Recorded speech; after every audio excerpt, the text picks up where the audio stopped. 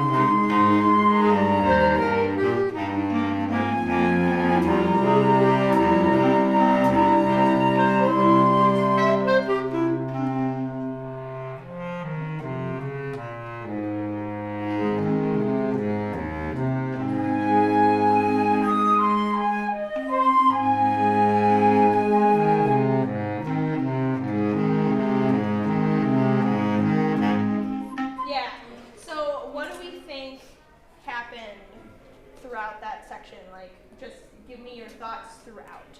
Yes. The Ritardando, we got back on the downbeat a little different. Yes. Yes, there were different, I don't want to say interpretations because the only person playing the Ritardando is our part 5, so you there, Zach. And so, and yes, you're playing along too.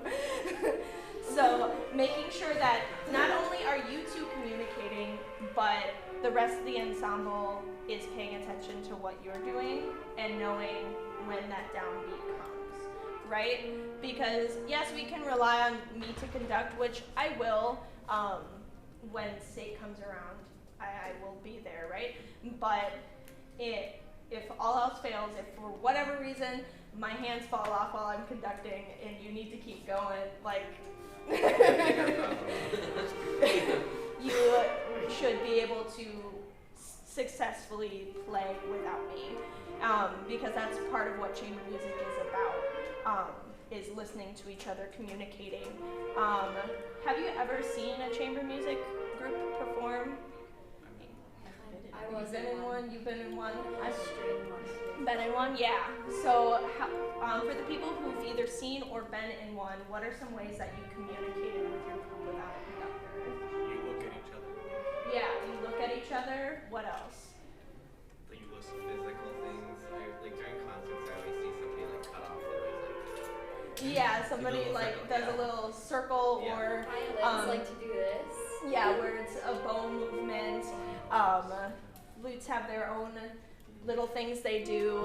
As a clarinetist myself, I'm often the person given cues and cutoffs all the time because it's just easier on B-flat clarinet. We can do much more without the sound bothering us, right? So what needs to happen, or what should happen in theory, is y'all are listening for our part 5, our baritone bass clarinet part.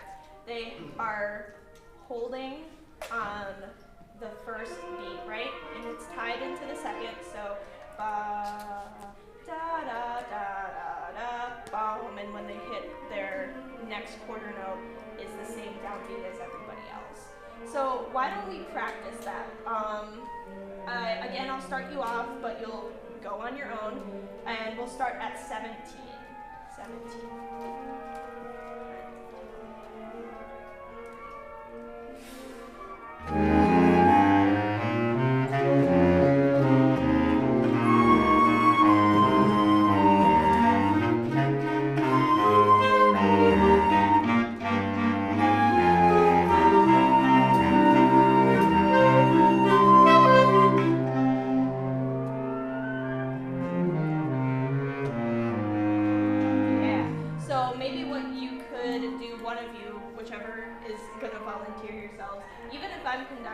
One of you just kind of like lean in, because of course with bass clarinet and bari, there's not a lot of instrument you can move around, right? At least not very visibly, so you have to do more with like your actual body, right? So as you're doing it, da da da da da da, to cue that downbeat. So which one of you wants to do that? Our drum major says no, so Zach, would you want to try doing that? Yeah. I think that would be very helpful in terms of just all of you moving and being expressive together. Even though you will have me, it's good to practice these things because there can be large ensembles like this. I think there's they're called like a chamber orchestra in New York that's famous because they're an orchestra without a conductor. It's a whole set of strings, violins, that's strings, wow. And there's a couple of woodwinds.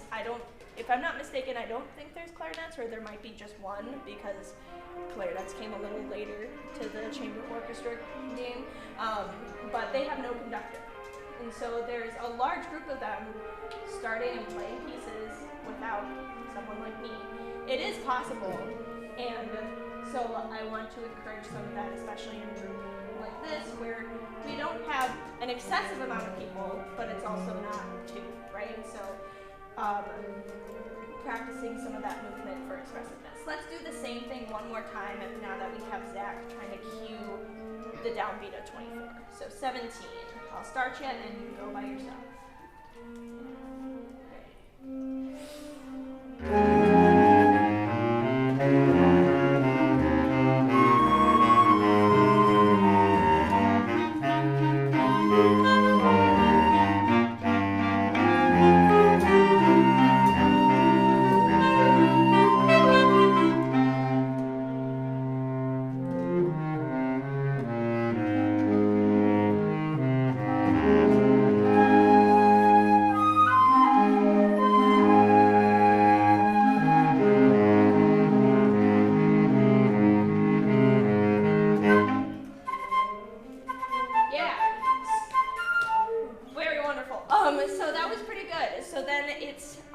rest of the ensemble to be watching you for that cue, because you can cue all you want, but if nobody's looking at you, it's not going to do anything.